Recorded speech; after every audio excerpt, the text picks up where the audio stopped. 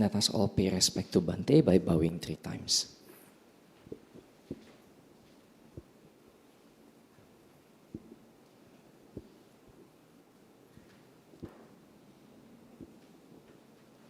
Okay, let us all be seated. We will be asking for 3 refuge and 5 precepts from Bhante.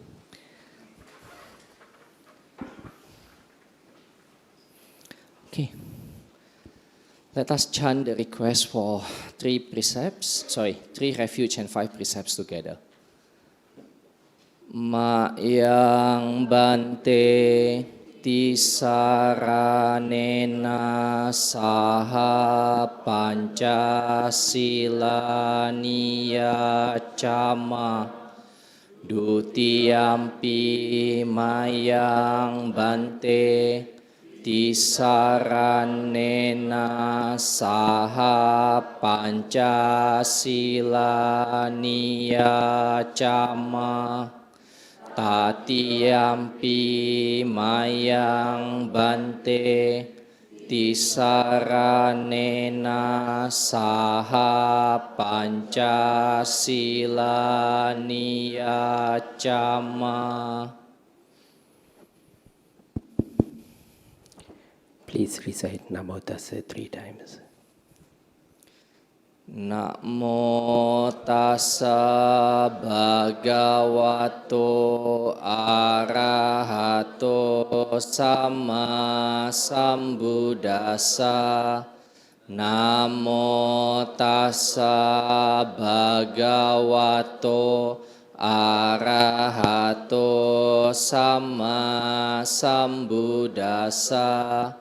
Namo Tassa Bhagavato Arahato Sama Sambuddhassa.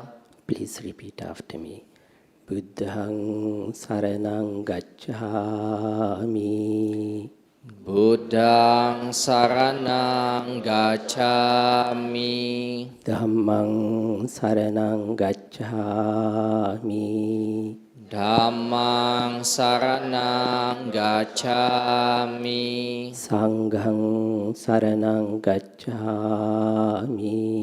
Sanghang Saranang Gacchami. Dutiyampi Buddhang Saranang Gacchami. Dutiyampi Buddhang Saranang Gacchami. Dutiyampi Dhammang Saranang Gacchami. Dutiyampi Dhammang Saranang Gacchami. Dutiyampi Sanghang Saranang Gacchami. Dutiyampi Sanghang Saranang Gacchami. Tatiyampi Buddhang Saranang Gacchami. Tatiyampi Buddhang Saranang Gacchami. Tatiyampi Dhammang Saranang Gacchami. Tatiyampi Dhammang Saranang Gacchami. Tatiyampi Sanghang Saranang Gacchami. Tatiyampi Sanghang Saranang Gacchami. Panatipata Viramani Sikkhapadang Samadhiyami. Panatipata Veramani Sikkhapadang Samadhiyami. Adinadana Viramani Sikkhapadang Samadhiyami. Adinadana Veramani Sikkhapadang Samadhiyami. Kami Sumiccacara Viramani Sikkhapadang Samadhiyami. Kamesu micacara Veramani Sikkhapadang Samadhiyami. Musavada Viramani Sikkhapadang Samadhiyami. Musavada สาวาดาเวรมณีสิกขาปะดังสมาธิยามิ สุราเมรยมัจจปมาดัฏฐานาเวรมณีสิกขาปะดังสมาธิยามิ สุราเมรยามัจจปมาดัฏฐานาเวรมณีสิกขาปะดังสมาธิยามิ Please say sadhu. สาธุสาธุสาธุ Thank you, Bhante. We would now like to invite Bhante to guide us on meditation. Okay, friends, before we proceed with our talk, we will spend a little bit of time to cultivate boundless love and compassion. So we will start with mindfulness on breath. You may sit in a comfortable sitting position. Keep back of your right palm on the top of the left palm. Close your eyes and let your body relax. Breathe in and out naturally. While breathing in and out naturally, pay attention to your own breath. Mindfully breathe in, mindfully breathe out.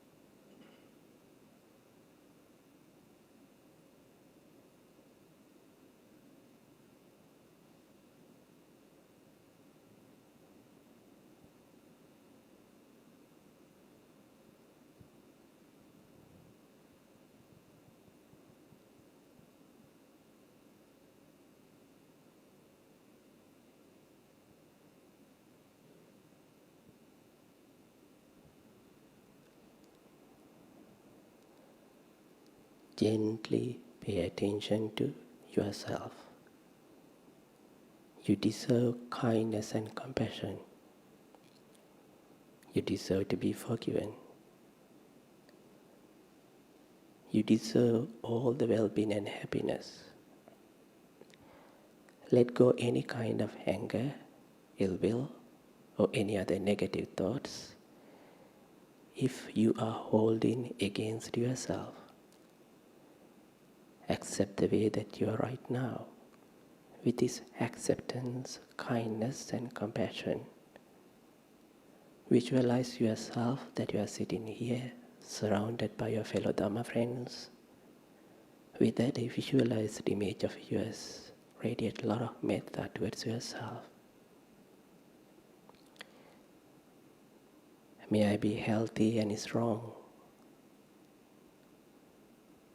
May I be calm and peaceful.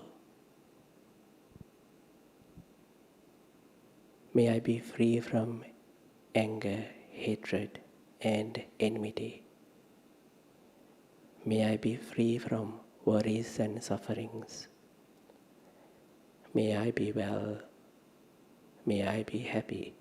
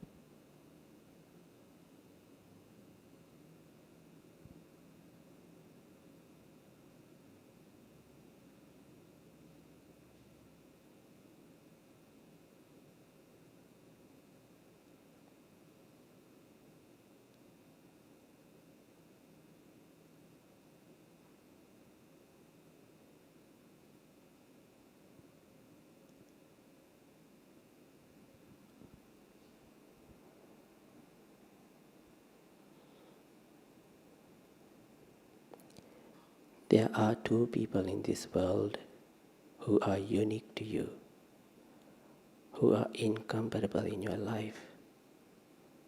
You cannot replace them. They are your mother and father. It is nearly impossible for you to repay them for what they have done for you. They brought you up, educated you, and provided you. They dedicated their lives for your well-being and happiness. Be grateful to them. Let go any kind of anger, ill will, or any other negative thoughts. If you are holding against your mother and father, ask the forgiveness if you have done anything wrong to them. With this understanding, with these thoughts of gratitude, with these thoughts of forgiveness, kindness and compassion, visualize your mother and father. With that visualized image of your mother and father, radiate a lot of metta towards them.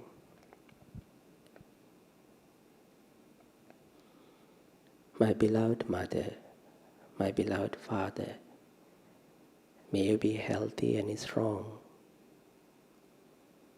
May you be calm and peaceful.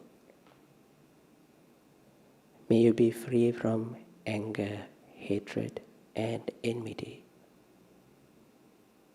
May you be free from worries and sufferings.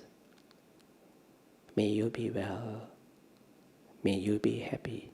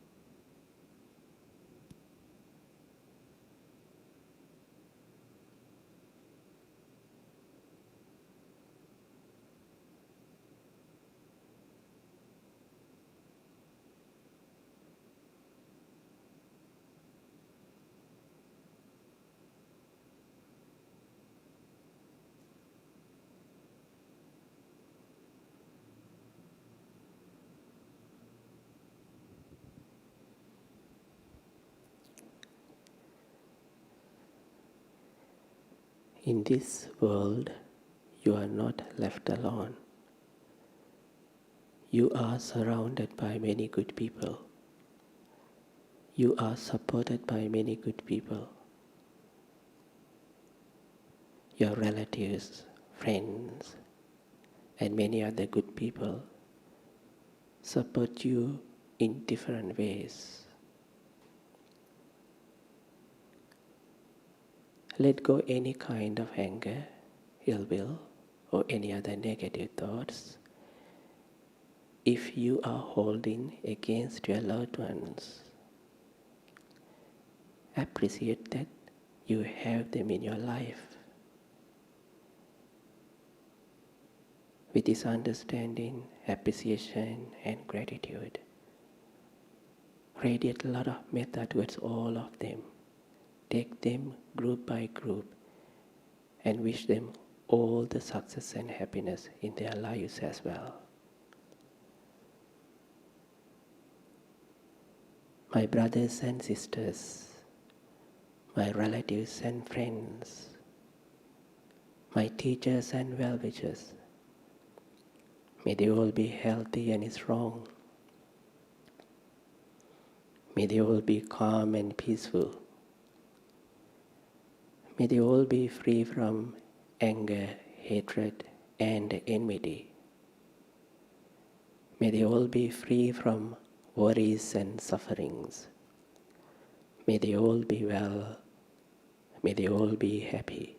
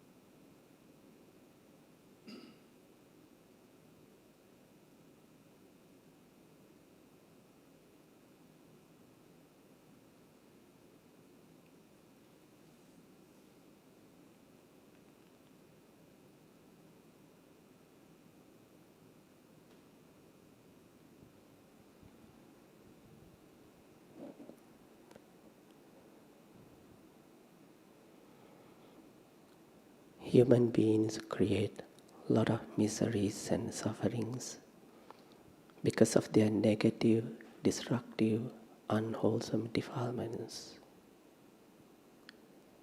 Anger, hatred, ill will, jealousy, cruelty, and many other such negative forces create war and violence. Human beings go to the extent to kill each other and create a lot of havoc.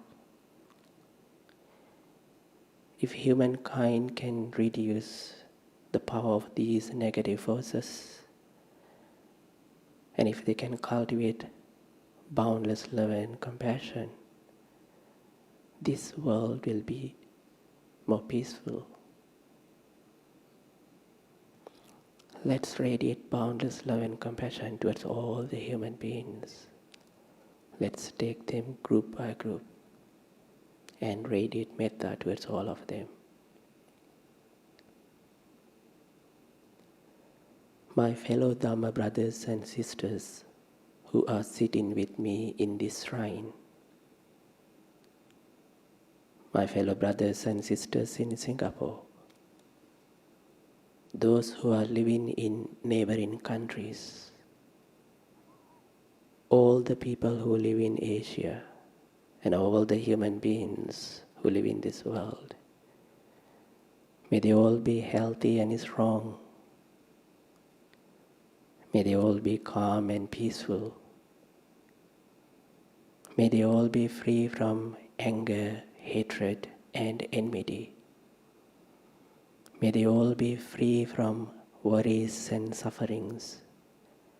May they all be well. May they all be happy.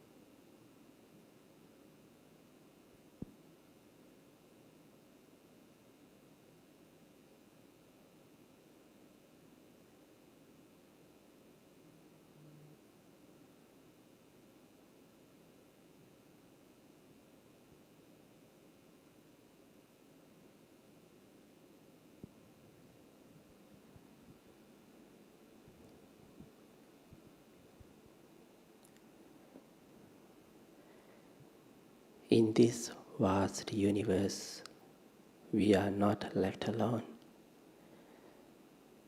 The earth is not the only place where life exists. There are many other planes of existence. Human beings, animals, as well as various other beings who live in different realms of existence. We all are interconnected. We all are interdependent.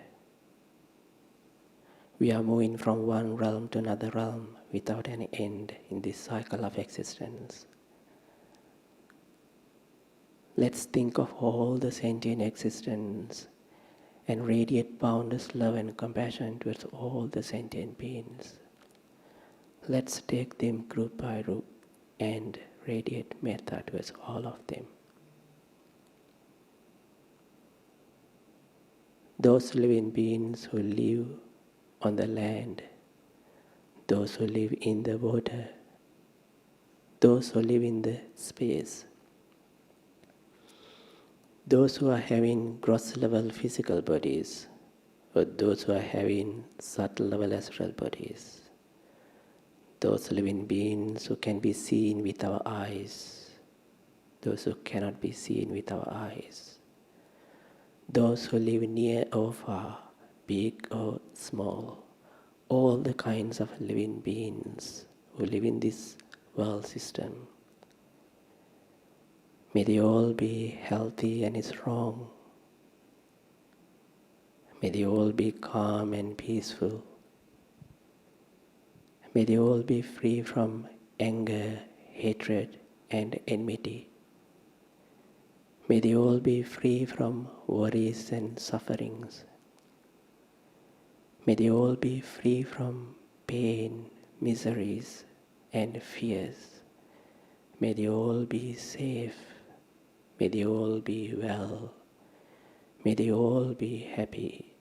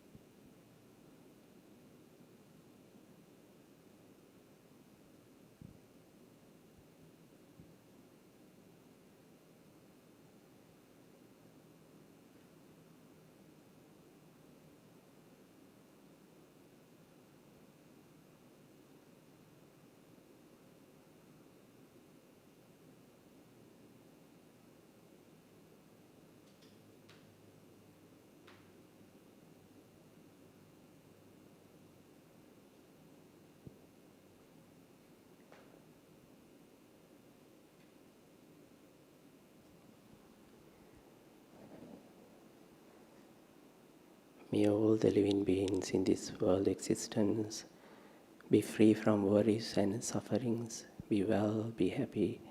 May they all attain bliss of Nibbana. Sadhu, sadhu, sadhu.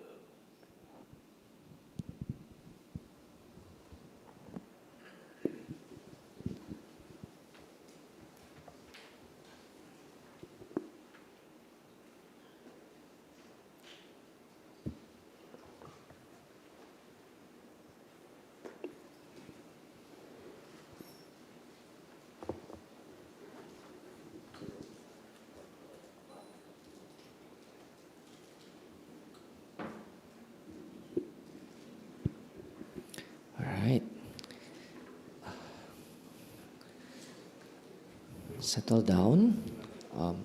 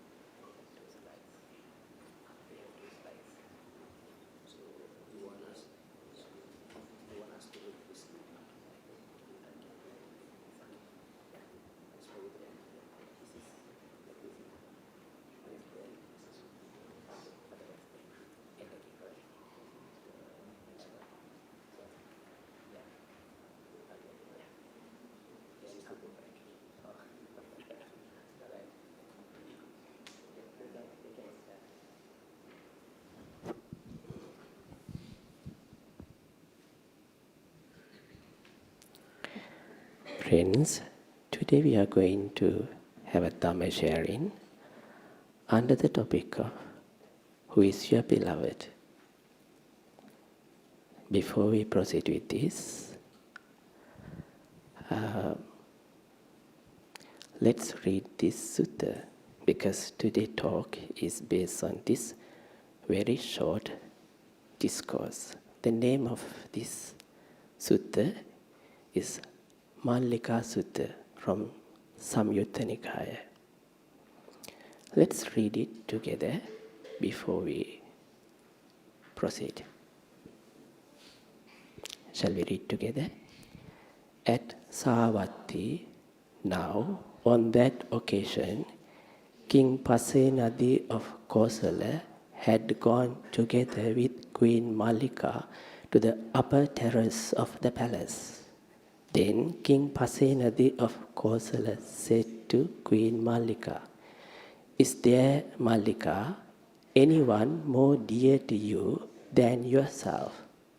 There is no one great king more dear to me than myself. But is there anyone great king more dear to you than yourself? For me too, Mallika, there's no one more dear than myself." Then King Pasenadi of Kosala descended from the palace and approached the Blessed One. Having approached, he paid homage to the Blessed One, sat down to one side, and related to the Blessed One his conversation with Queen Mallika. Then the Blessed One, having understood the meaning of this on that occasion, recited this verse: "Having traversed all quarters with the mind, one finds none anywhere dearer than oneself. Likewise, each person holds himself most dear. Hence, one who loves himself should not harm others." So this is the sutta that we are going to use today for our discussion. And as you all have noticed, like every other man, the King Kosala also expected a kind of flattering words from his queen when he asked the questions, "Mallika, is there anyone that you love more than yourself?" Probably the king would have expected an answer something like, "I love you more than my life," or "I love you more than anyone else." But instead, the queen said that she loved herself more than anyone else. It seems like the king was a bit disappointed. That's the reason why he went to the Buddha and repeated his entire conversation with the Buddha. The Buddha's utterance has a great significance here. It has two principles which are extremely important. The first principle is that the Buddha acknowledged and agreed that we love ourselves more than anyone else. This is the first principle, very basic. And he agreed it and acknowledged it. Then based on that, he gave us a second principle that we should uphold. He said, one who loves oneself should not harm others. So today we are going to understand these two statements. Can I close this?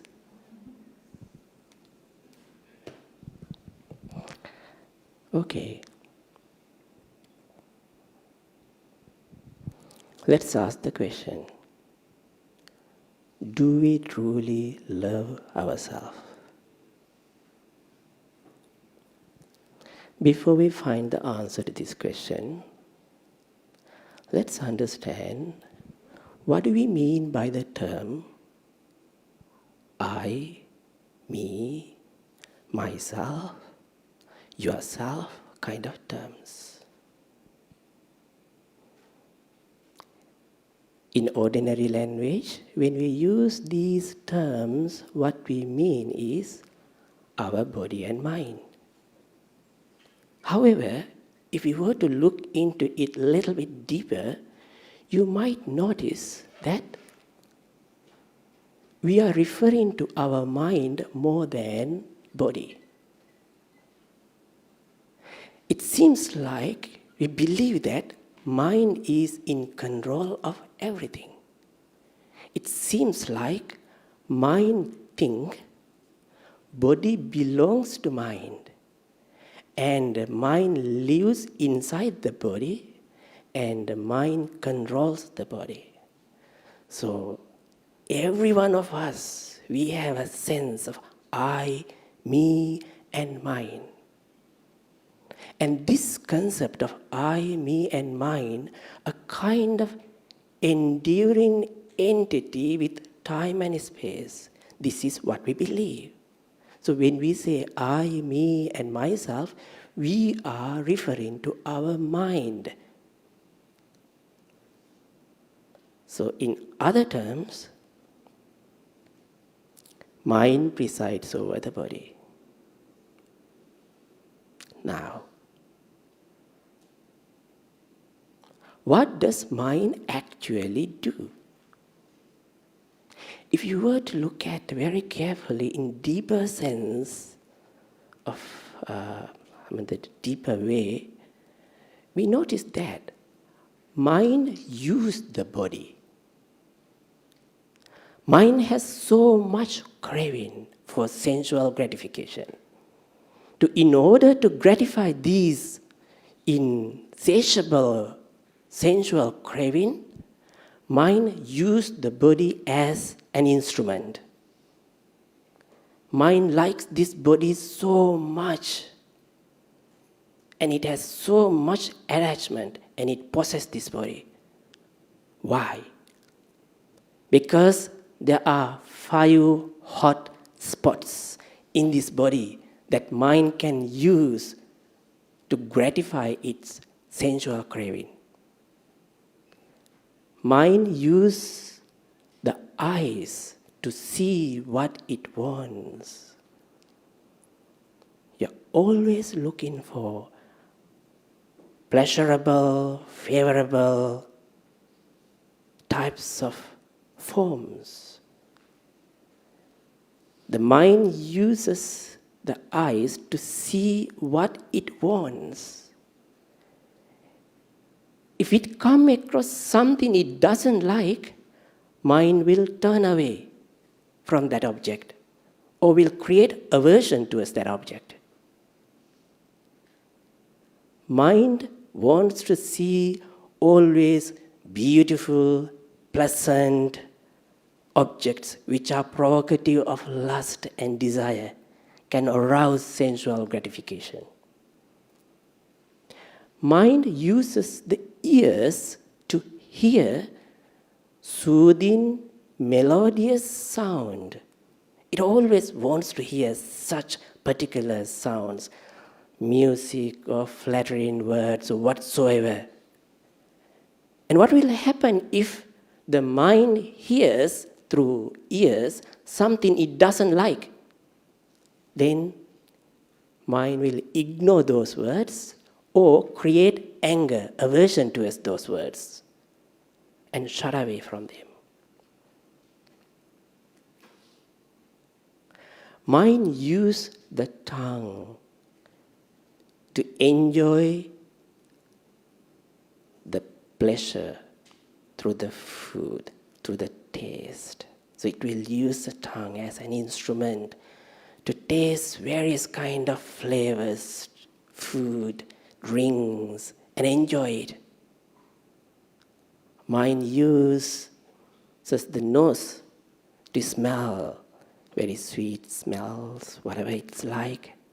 And if it comes across something it doesn't like, it will try to get rid of it, create aversion. Mind also uses this current body to attract another body. And once we attract another body, it wants to grab that body to gratify sexual desire. So if you look at very carefully, mind uses this body as instrument to gratify its sensual craving. With eyes, ears, nose, tongue, and body, mind is always looking forward and running after whatever pleasurable, favorable sight, sound, smells, and touch sensations. This is a dominant force which is known as craving, sensual craving. At the same time, mind is also creating aversion, repulsion, whatever doesn't come to its range of pleasure. It means whatever unfavorable, unpleasant, ugly types of sight, sound, smells, touch sensations, and all the other types of sense data are to be expelled. So, mind uses the body as an instrument. Mind also abuse the body. How does mind abuse the body?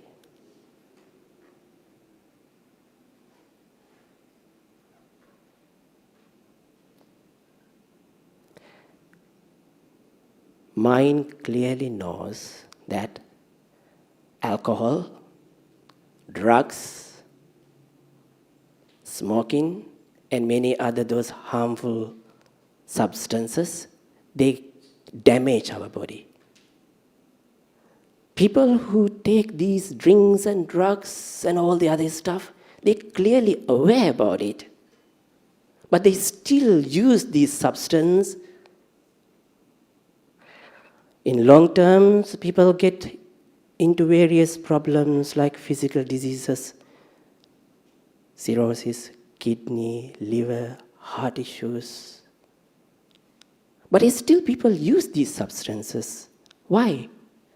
Mind misuses the body, abuses the body for the sake of pleasure, to satisfy its sensual craving. There are occasions that you are extremely tired, body cannot take it anymore.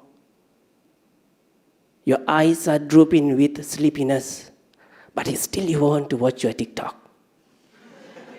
You still want to watch that movie. So your mind is forcing your body to do that. Mind does not care about your body. It demands what it wants. It misuses your body. Sometimes, under certain medical conditions, doctors advise not to take certain foods and drinks. For example, if you're under diabetic or cholesterol or any other conditions, doctor might ban you, prohibit you taking certain foods. But mind doesn't care. Mind wants its pleasure. So those patients, they clearly know those things that they are taking are harmful to their body, but it still carry on because mind misuses the body. What about fried stuff? Junk food, they are so tasty, but they are harmful to the body. But who cares? Mind misuses the body. Mind abuses the body. There are occasions mind also tortures the body. When the mind cannot achieve its goal, at the end, the innocent body is going to be punished for such things. People who break up with their relationship, those who fail exams, those who cannot get the promotions whatsoever, their goal is life. Once they fail to achieve that, they do self-destructive stuff to their body. Some of them cut their body. Some of them bang their head on the wall. Some of them go to the extent to drink until they drop to the ground. Why do we have to torture this body? Mind tortures body. There are occasions that mind can become so cruel, and it goes to the extent to kill this body. When you fail to achieve your goal in life, you are so disappointed, so angry with yourself, and at the end, you will kill yourself. This is where mind kills your own body. This is called suicide. And I do not need to explain to you about this. Such things are happening everywhere in the world. In Singapore, you have witnessed these things are happening. Look at around the world. Mind kills the body. At the end, mind also discards this body to the dustbin. Why does mind get upset, worried, and fearful when body gets old and sick? When the body is getting older and older, five sense faculties getting weaker and weaker. So mind cannot use this body as instrument to enjoy its sensual craving. So mind gets upset, worry. Similarly, when the body falls sick, also mind gets so upset because it loses its base to enjoy the sense faculties. At the end, sooner or later, body will change and change and change and come to a point it cannot hold anymore. It will collapse to the ground. At that moment, what does mind do? It will simply discard this body and move on to grab another body. That is what we call rebirth.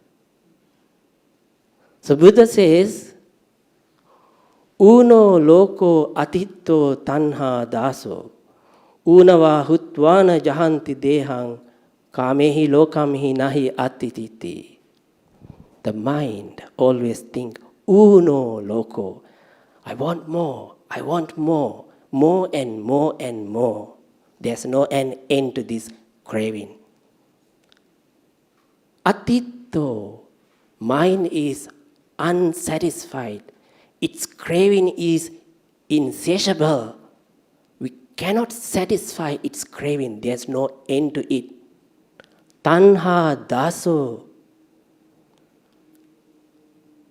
It's a slave of craving. We have become a slave of our own craving. Unava huttvana jahanti dehang. At the moment of the death, when body collapses, mind is still unsatisfied.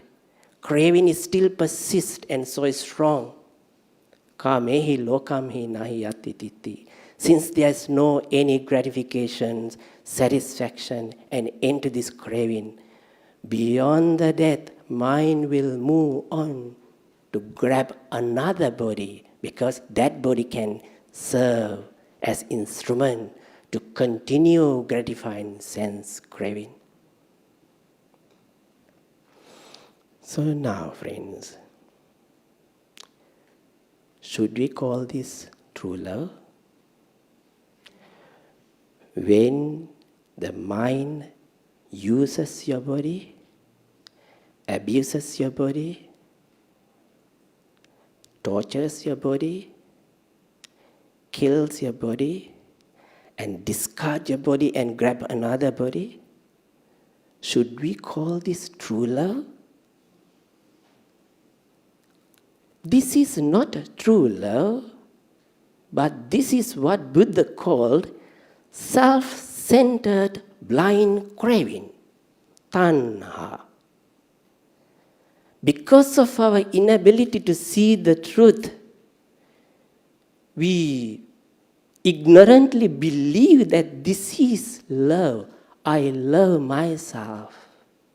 But actually, many people do not have true love for themselves. What they are having is craving, attachment, possessiveness. And they misconstruct that they truly love themselves. But if you look at very carefully, unbiasedly, with mindfulness and concentration, then you will notice what we are having is not true love, but self-centered blind craving. And that is what we misrepresent, misunderstand as to be love.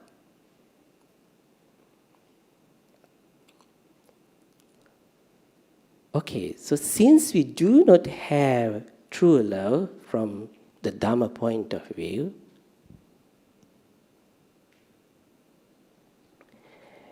can we develop true love? Is it possible? This is the path of the Buddha. This is the beginning of the transformation. If you want to have true love for ourselves, first of all, we need to understand the situation. True love arises from two principles: right understanding and compassion. These two things must go hand in hand if we were to have true love for ourselves and others. So what is right understanding here? Here, we understand as it is with mindfulness and clear comprehension that we misunderstood that self-centered blind craving is to be love. But it is not so.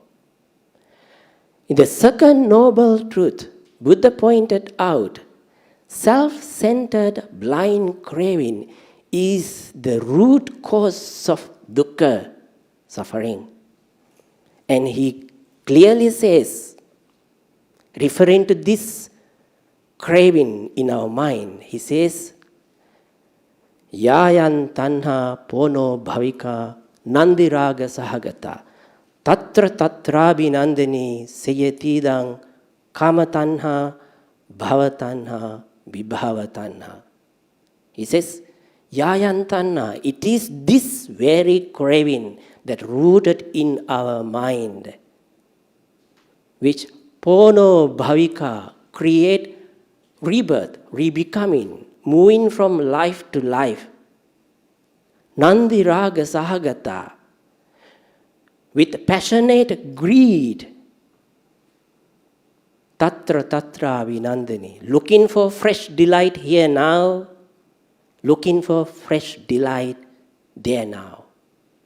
In this way, the craving is moving on, and this craving can manifest in 3 ways. First manifestation is kama tanha, craving for sensual gratification. So in order to gratify these insatiable craving, mind uses the body as instrument. Mind abuses the body. So in this way, it can get the maximum pleasure. So that is called kama tanha, craving for sensual gratification.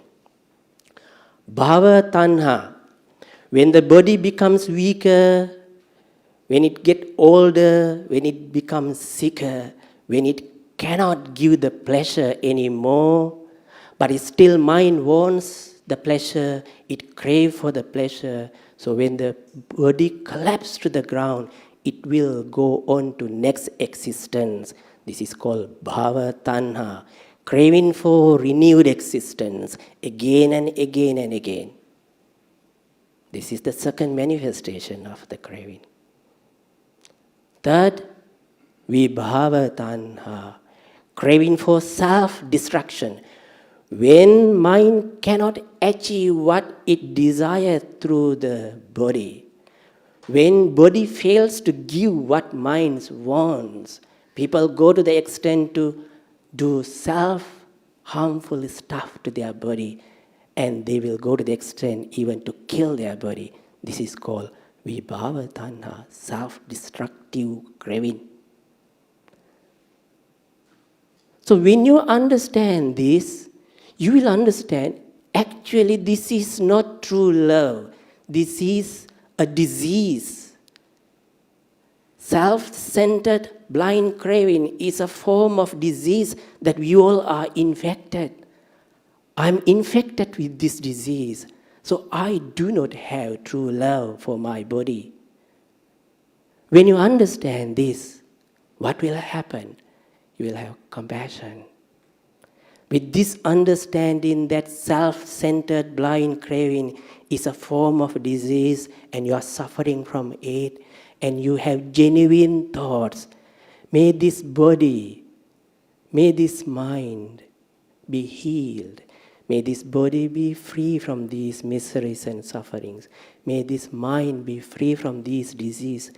This is the beginning of the true love, metta. This is where we start.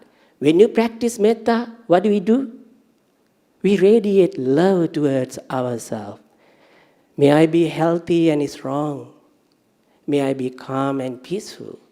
May I be free from anger, hatred, and enmity. May I be free from worries and sufferings.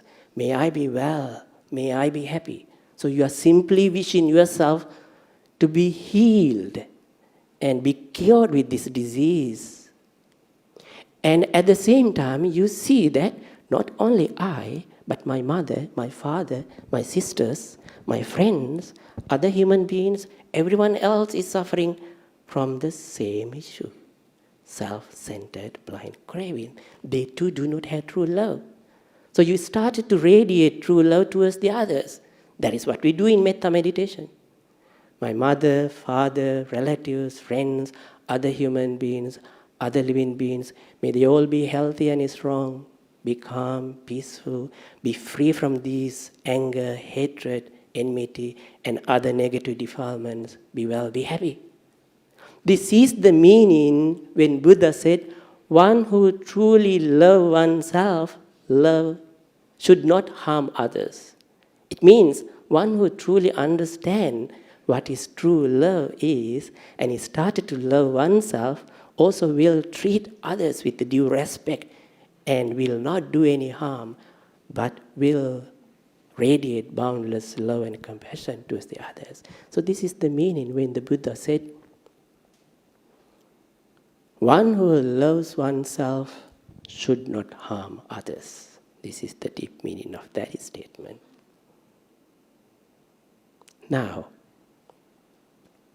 as a follower of the Buddha, who understands his precious teachings, as a wise person, if we want to start to love ourselves and transform ourselves to become better human beings, what should we do?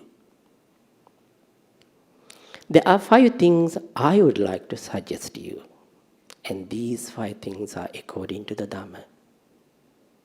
The first thing, learn to respect your body.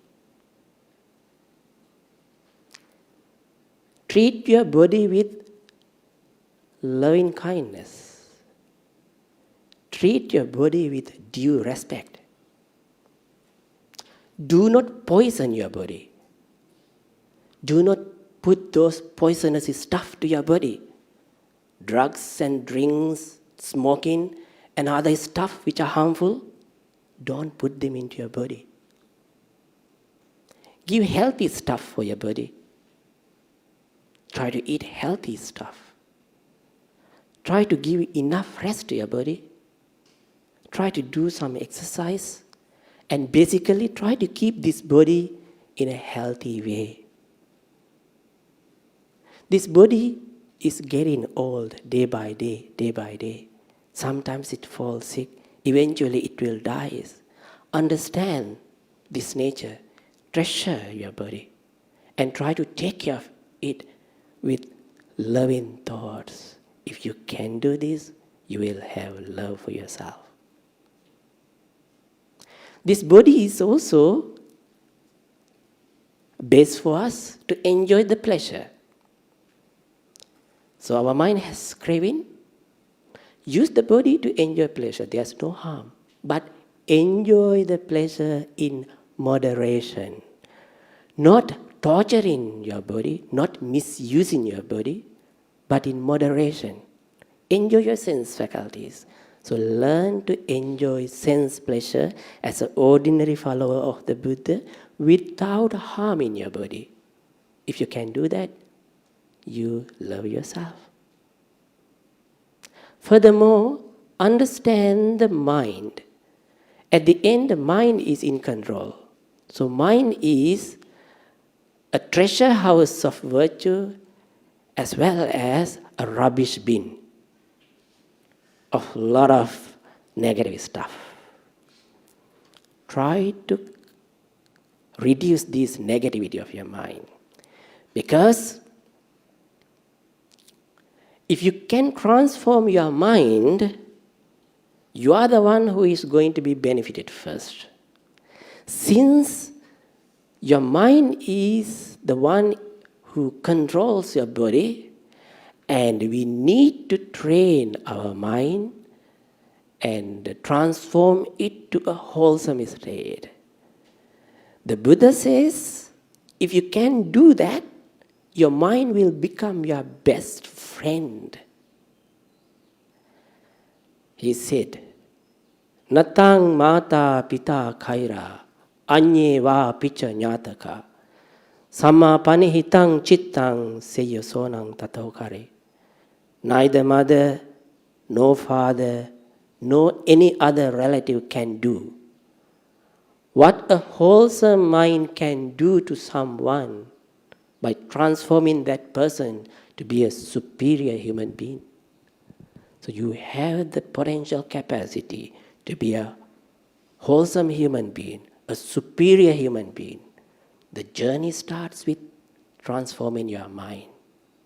So if you want to love yourself, start transforming your mind to a wholesome state. The fourth one I would like to recommend.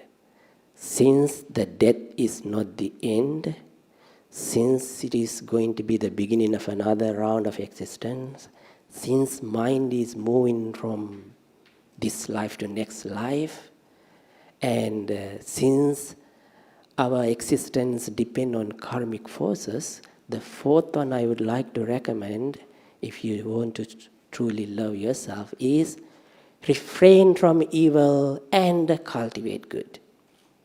Because when you refrain from evil, you are closing the doors to negative realms. When you cultivate good, you are opening the doors to positive realms. So you are moving upward on the path of the Buddha to a better existence. And if you love yourself, you may consider to do that. And the fifth one, as the Buddha pointed out, self-centered blind craving is the root cause of all the miseries and sufferings. If we can uproot this perfectly, permanently and irreversibly, then we will attain a blissful state called enlightenment, Nibbana. Human beings are capable of achieving such a state. The journey can take many lives. Nevertheless, we are fortunate enough to come across the precious teachings of the Buddha. So if you love yourself, you can start transforming yourself by following the Noble Eightfold Path. The Noble Eightfold Path is specifically designed by the Buddha to meet this end, to uproot self-centered blind craving.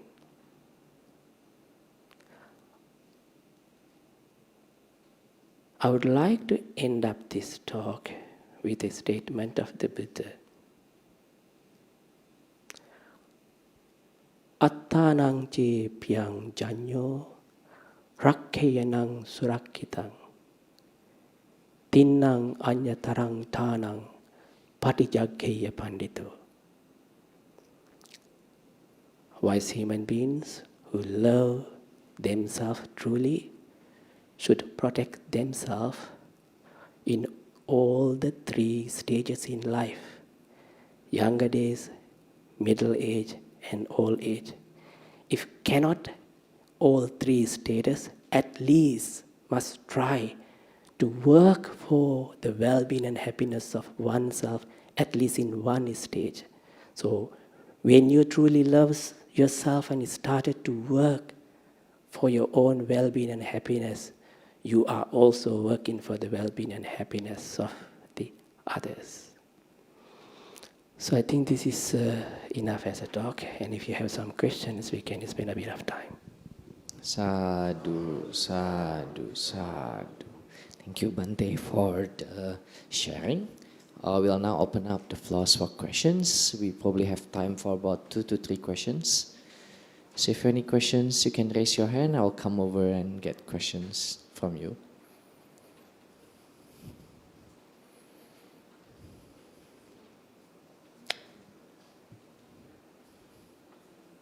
Any questions? Seems like everyone is getting clear. Bhante sharing is very clear today, so everyone understands and can practice this after this.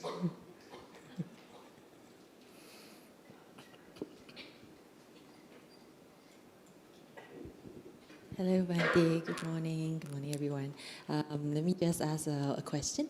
So, just now you mentioned about we have, we should empty our minds of unwholesome thoughts, right? So, let's say if a Buddhist someone wants to start today, it's the first time, the brain has a lot of rubbish in the mind and so on. So, how to clear the mind of negative thoughts? Then, what should one do? Yes, thank you.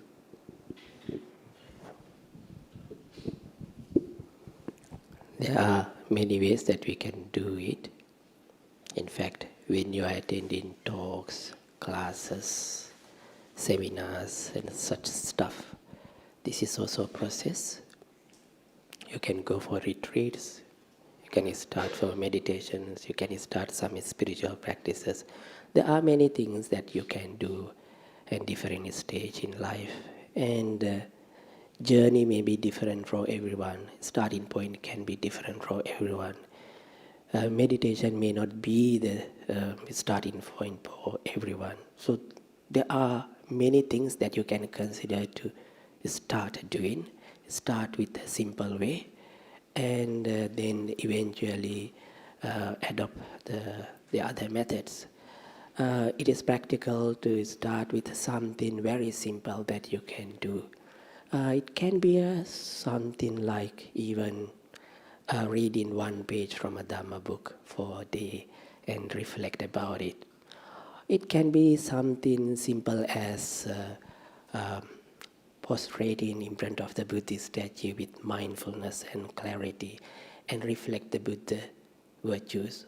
It can be something simple like this as well. Or it can be something simple like before you start your work, close your eyes and practice mindfulness for maybe 1 minute and then wish yourself, may I be well and happy, and may all my colleagues in the office and whoever these people that we are going to deal with, may they all be well and happy. It can be anything, in fact. So there is no hard and fast rules. You can start the journey from wherever you like, and along the way you will learn. This is a journey. It is a journey of transformation, and we all have our own journey. Everyone must walk their own journey. But the path is very clear, and it has been laid down by the Buddha for everyone to follow. But the pace that we follow can be different. And everyone may be in different stage of spiritual transformation. So start from somewhere. So another thing perhaps you can do a daily reflection at the end of the day before you go to your bed. Maybe spend a few minutes to reflect the day and how can you be better person tomorrow. A kind of such practices eventually will pave the way and create the necessary conditions perhaps to go for deeper learning and practice. Yeah. Thank you, Bhante. Questions?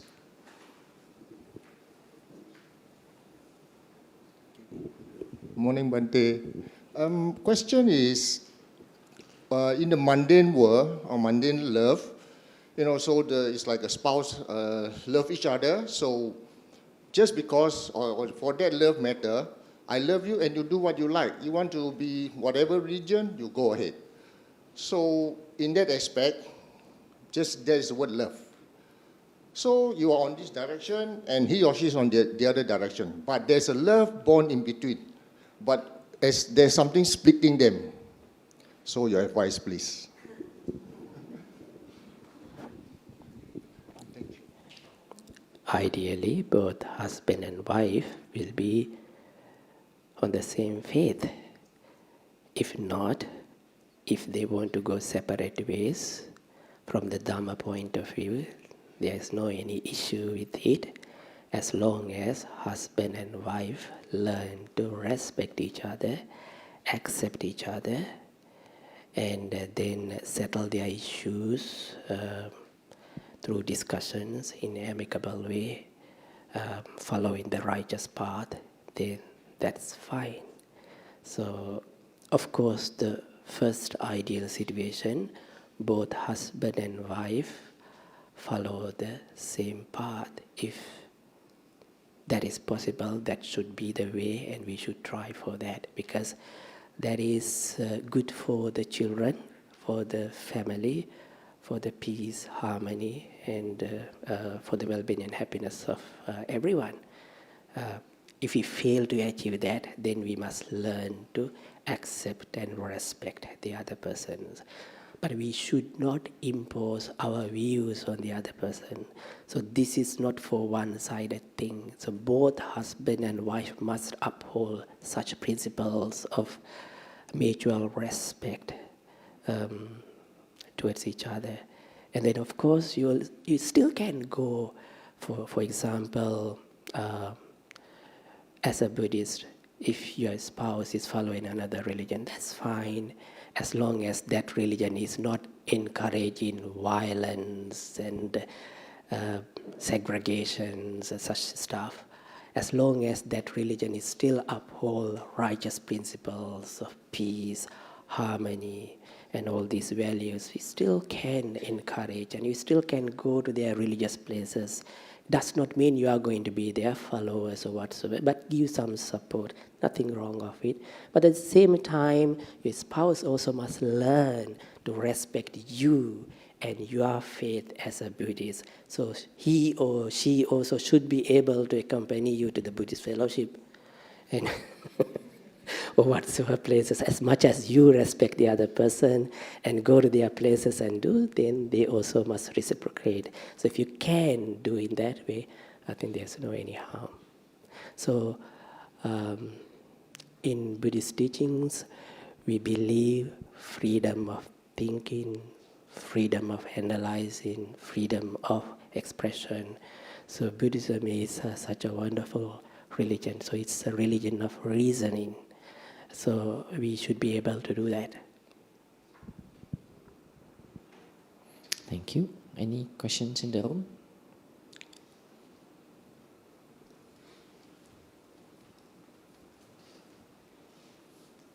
Yeah, morning, Bhante.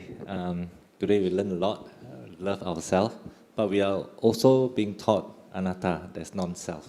So it sounds very, very contradicting, although we know that if you go into deeply anatta, that's non-self, I think we were being taught of why there is non-self. But to a beginner, it seems very contradicting. Non-self and love ourselves. So how do we explain to a beginner or a non-believer these two extremes?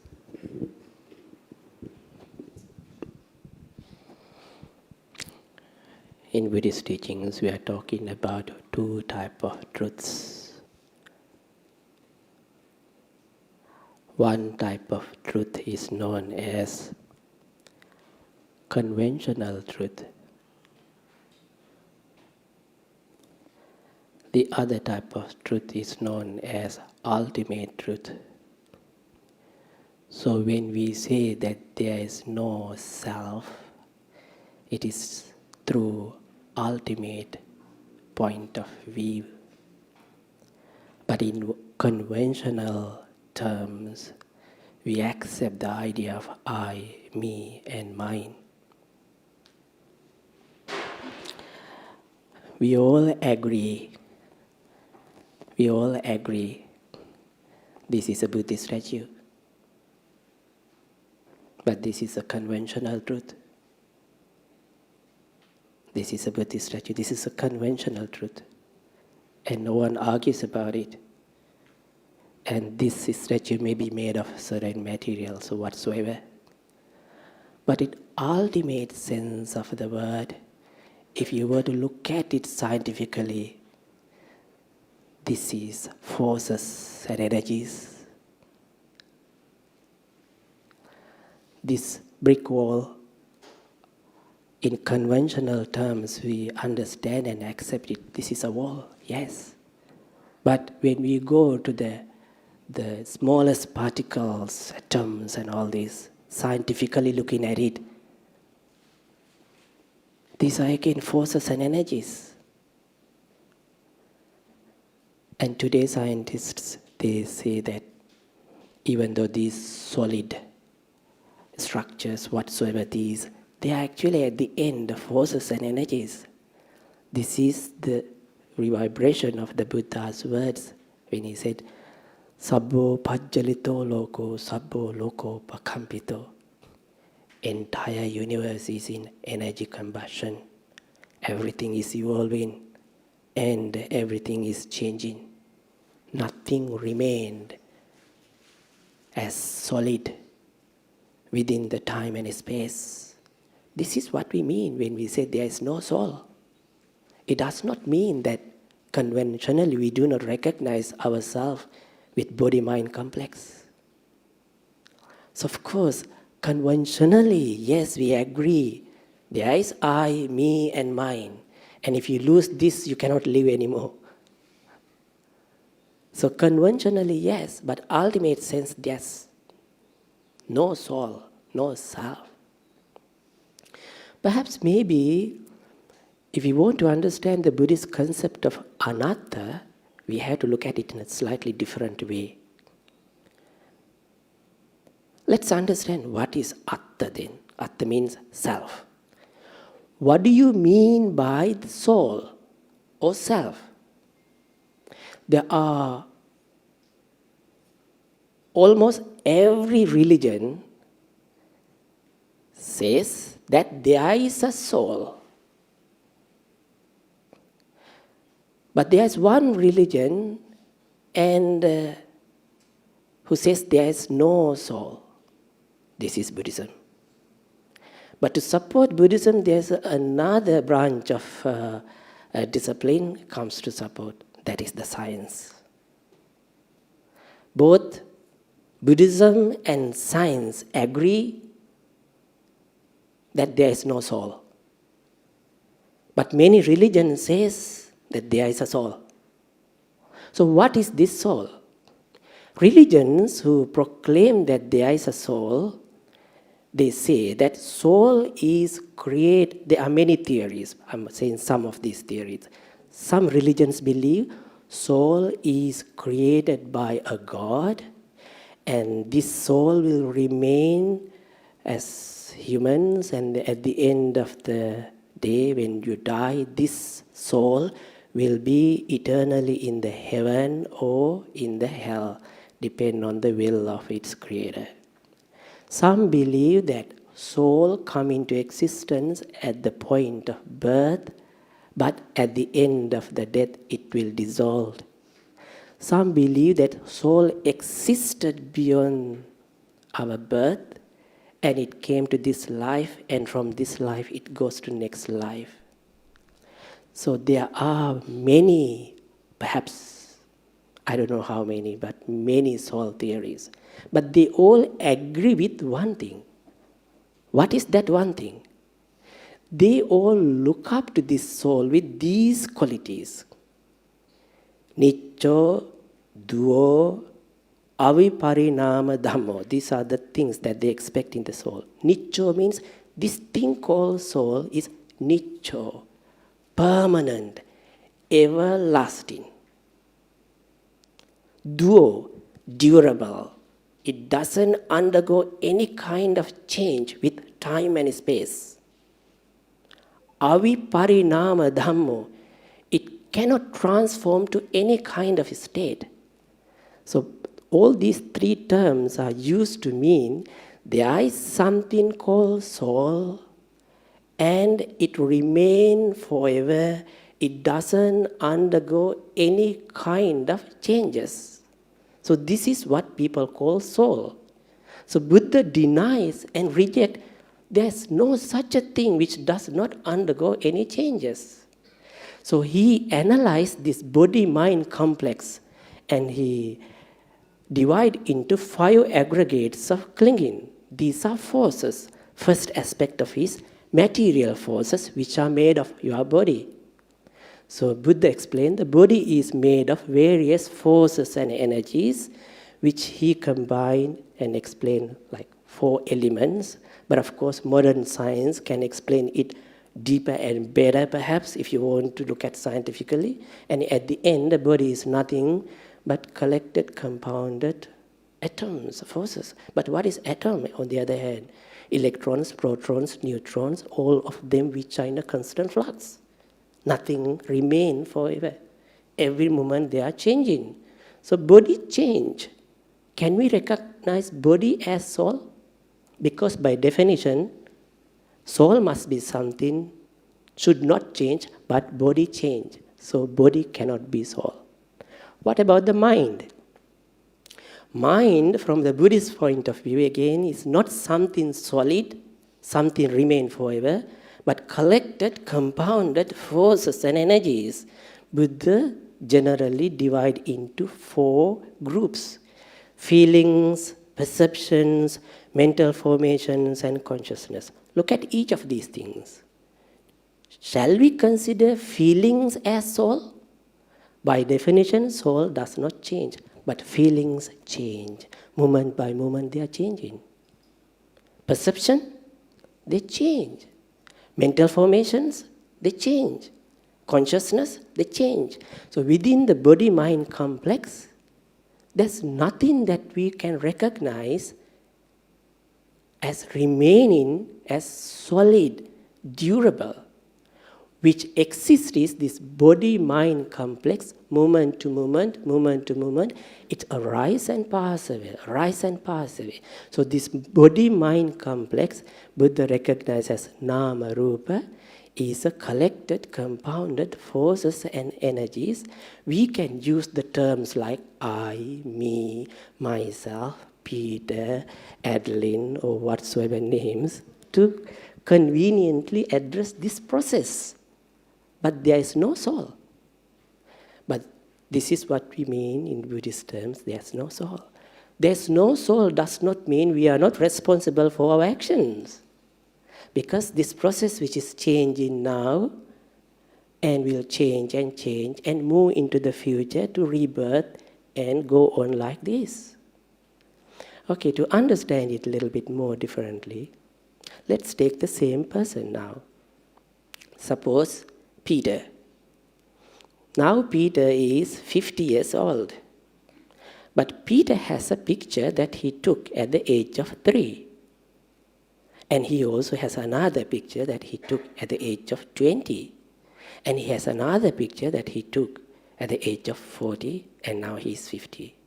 So now we have 3 pictures with the Peter. So which Peter is true Peter? And which Peter is false Peter? Which one is not Peter? At the age of 3, age of 20, at the age of 40, and the age of 50. Is this the same Peter or different Peter? What do you think? Whatever the answer you give, it is correct. When you say same, it is also correct. When you say wrong, it is also correct. It is how we look at it. Correct? Because when we say it is same Peter, what do you mean? Conventionally, we recognize it is same Peter.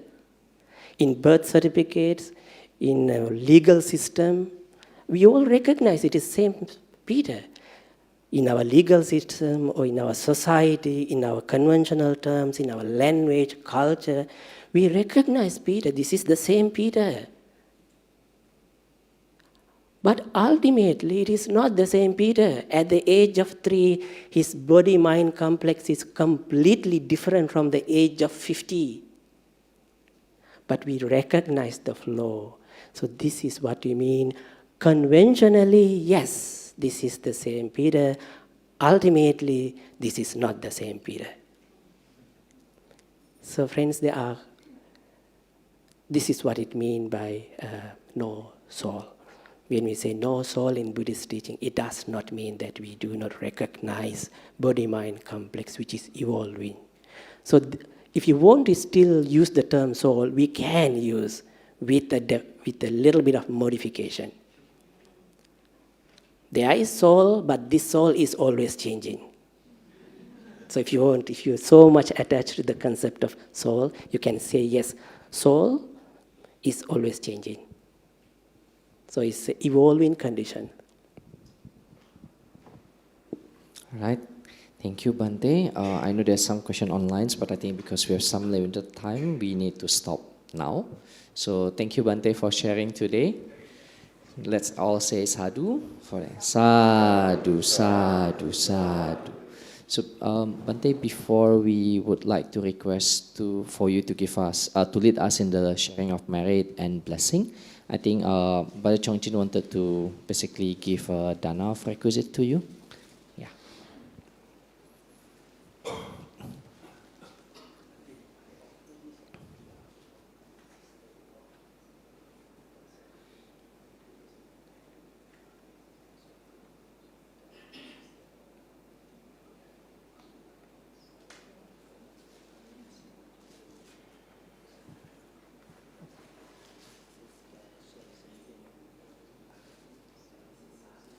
Sadhu, sadhu, sadhu. Yeah. Okay. So Bhante, we would like.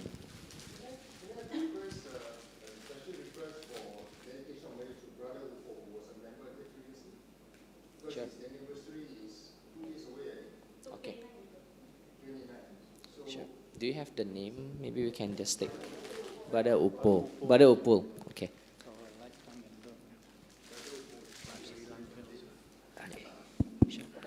Right, Bhante. Okay, friends, shall we put our palms together? Yeah, Bhante, we also have one more, which is a brother of one of the member. I think Mr. Ang Siam Pang, written here also for dedication of marriage. Okay. Okay, friends, let's put our palms together. Be happy and joyful. Today also we all got together here at the Buddhist Fellowship. We paid our homage to the Triple Gems. We observed 5 precepts. We also practiced the metta meditation and read the sutta and engaged in Dhamma discussions, Dhamma sharing. The merits that we acquired through these wholesome actions be upon the good devas. May the good devas rejoice over these merits. Having shared these merits, may the devas protect you, protect your loved ones, protect the dispensation of the Buddha.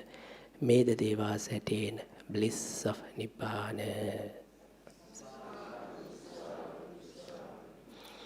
Let's also be grateful to our departed relatives, friends, and ancestors. Today we are enjoying these social, economic conditions partly due to our departed ancestors, relatives, and friends. So let's be grateful. Today especially, we remember the virtue of Sister Shen Yan Wu, who just passed away in Taipei, and also Mr. Ang Siam Pang, who passed away 3rd December, 3rd April, and also Upul, Brother Upul, and all the other departed relatives and friends, wherever they are. May they all share these merits. Having shared these merits, may they be free from worries and sufferings. May they be well, may they be happy. May all our departed loved ones attain bliss of Nibbana. With these noble thoughts, let's recite together Idame Ñātinang Hotu. Idame Ñātinang Hotu Sukhita Hontu Ñāt. Idame Ñātinang Hotu Sukhita Hontu Ñātayo. Idame Ñātinang Hotu Sukhita Hontu Ñātayo. Please say sadhu. May the great blessings of the Buddha, Dhamma, and Sangha be upon each and every one of you here, as well as your relatives and friends. May everyone be well and happy. May these merits be helpful for all of us to refrain from the evil, to cultivate the good, to follow the noble path of the Buddha, and attain bliss of Nibbana. Sadhu, sadhu, sadhu. Thank you, Bhante.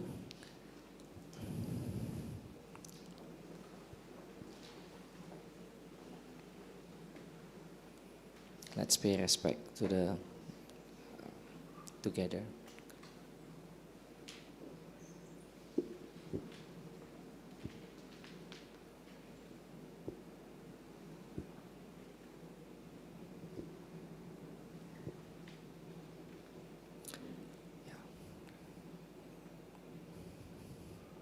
Let us also pay respect to the Bhante before Bhante take their leave by taking his leave by bowing 3 times.